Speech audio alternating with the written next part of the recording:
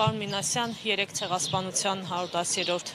տարելիցներ եւ այս իշխանությունները,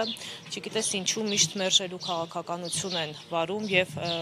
խոսք կա նաեւ նրա մասին, որ շուտով նրանց վարած քաղաքականության հետևանքով հնարավոր է անգամ չթողնեն գնանք Ծիծեռնակաբերդ, այդպիսի վարկածներ են նաեւ հնչում, ուր է տանելու այս իշխանությունների այս ժխտողական քաղաքականությունը։ Գիտեք, եթե ժողովուրդը հանդուրժի, ապա այս իշխանությունները մեզ կտանեն դեպի իսպար կործանման։ Իրենք փորձում են իրականացնել ինչ որ հայտնի գրքում գրած է, փորձում են ժողովրդից մանկուրտ սարքել։ Սակայն համոզված են, որ դա իրենց չի հաջողվելու, որովհետև այն զարգացումները, որ այսօր գնում են Հայաստանում, խոսում են այն մասին, որ համբերության բաժակը լցված է եւ տարբեր ոլորտներում դա դրսևորվում է։ Ես կարծում եմ, որ ժողովուրդը առաջիկայում իր մեջ ուժ կգտնի եւ դուրս կվռնդի այս թուրք-ադրբեջանական գործակալներին։ Բավական է հիշել, թե 10 տարվա ընթացքում ինչ անկում ապրեց։ 10 տարի առաջ ովքեր էին եկել նշելու մեր հետ այդ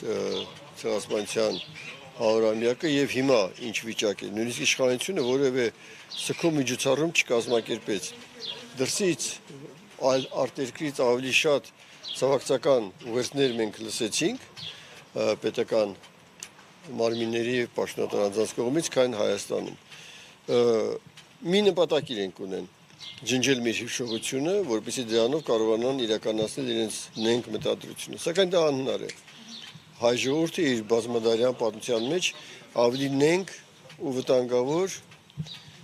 թշնամիներ է ունեցել։ Բոլորին էլ հաղթահարել է, սրանց էլ կհաղթահարեն։ Տեսեք, ջահերով երթի ժամանակ միշտ Թուրքիայի եւ Ադրբեջանի դրոշը վառվում է եւ Նիկոլ Փաշինյանը այդ ամենը անպատասխանատու եւ անընդունելի քայլ է համարել։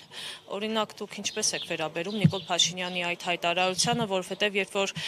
Արցախի դրոշն էին ադրբեջանցիները ոտնատակ տալիս, վառում եւ արցախահայերին ցեղասպանում, կարծես թե նա այդքան չէր վրդովվել։ Գիտեք, անպատասխանությունից է խոսում մեկը, որը անպատասխանատու ձևով ոտնահարեց մեր բոլոր սրբությունները։ Անպատասխանատու ձևով, ասում եմ, ես մի լճի համար պատերազմ չեմ սկսելու, որ ես չեմ պատերազմ սկսելու մի սարի համար, որը տարվա կեսից ավելին ձյան մեջ է։ Այդ մարդը իրավունք ունի պատասխանության մասին խոսել, իհարկե ոչ։ Եվ ընդհանրապես ամեն մարդու ամեն խոսքին չի կարելի ուշադրություն դարձնել։ Եթե այդպես լինի, մենք իսկապես դե ոչ բարով երկրի ղեկավարի, ես ասացի, որ մեր պետությունը, մեր ազգը, մեր ժողովուրդը ուրիշ շատ ավելի նենք ղեկավարների է ունեցել, բայց դրանց բոլորին ուղարկել է պատմության աղբանոցը։ Շուտով ինքն էլ կգնա իր արժանի տեղը կգտնի այդ պատմության աղբանոցում։ Շնորհակալ եմ։